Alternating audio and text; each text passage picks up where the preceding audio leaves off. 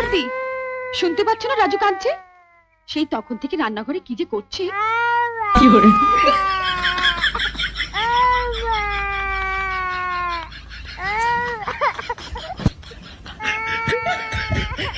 ও বর্দি, এক মা হয়েছে, ছেলের দিকে যদি এতটুকু নজর দেয়।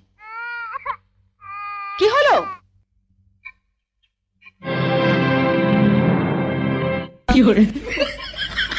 আজকে তো আমাদের বাড়িতে পুঁটি মাছ আসেনি।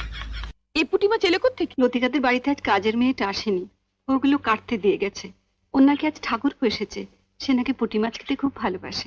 এদিকে তোমার অসুস্থ ছেলে খিদের জ্বালায় কাঁদছে, আর তুমি লতুর ঠাকুরপোকে পুঁটি মাছ খাওয়ানোর জন্য। সব কথাতে এভাবে হেসো না তো। ওঠো ওঠো বলছি। তুই তো লতুকে চিনিস, এসে যদি দেখে মাছ কাটা হয়নি। সে আমি তুমি হাত ধুয়ে ছেলের কাছে যাও। না ছোট, আমি কেটেই যাব। তোমার অসুস্থ ছেলে দিব্যি বর্দি, এর পরেও যদি তুমি একটা মাছও বটিতে ছোঁয়াও, তাহলে তুমি জানবে তোমার ছেলের গলায় বটি বসালে। এ তুই কি দিবি দিলি ছোট? ওঠো ওঠো বলছি, এসো।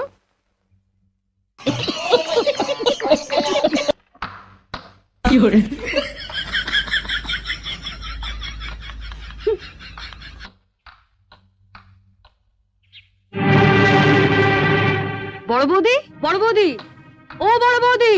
বড় বৌদিকে কেন? দরকার আছে। কি দরকার আগে আমাকে বলো। তোমায় কেন বলবো? দরকারটা আমার ওর সঙ্গে। দাঁড়াও, সাগরে পৌঁছতে গেলে তোমাকে যে আগে এই ছোট নদীটা পেরোতে হবে ঠাকুর। সাগর? আজ আমিও দেখবো ওই সাগরে কত জল আছে। কি রেলো তু, কি হয়েছে? এত চেঁচামেচি কিসের? দেখো না মা, কতদিন বাদে আমার ঠাকুরপো এলো, বলে একটু পুঁটি মাছ খাবে।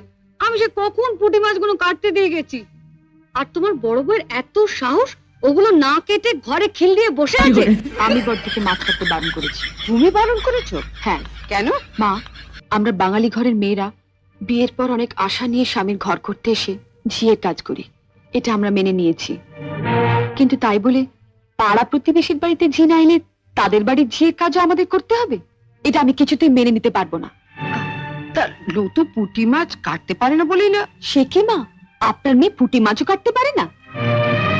সেদিন আমি মোচা কাটতে পারিনি বলে আপনি বলেছিলেন এত বড় ধাড়ি মেয়ে হয়েছো, এখনো মোচা কাটতে শেখোনি? তোমার মামি তোমাকে একদিনে কি শিখিয়েছেন?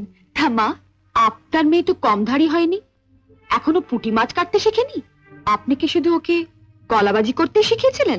শুনলে মা, শুনলে? ঠাকুরপুকে যখন পুঁটি মাছ খাওয়ানোর এতই শখ, তখন মার কাছ থেকে পুঁটি মাছ কাটাটা শিখে নিলেই পারো। আর মাও যদি পুঁটি মাছ কাটতে না জানেন, তুমি রোজ বিকেলে আমার কাছে 4টে করে পুঁটি মাছ নিয়ে আসবে। আমি তোমাকে শিখিয়ে দেবো বটিতে ঘষে ঘষে পুঁটি মাছের ছাল কিভাবে ছাড়াতে হয়। কেমন? কি হলো? বুকটা কেমন করছে,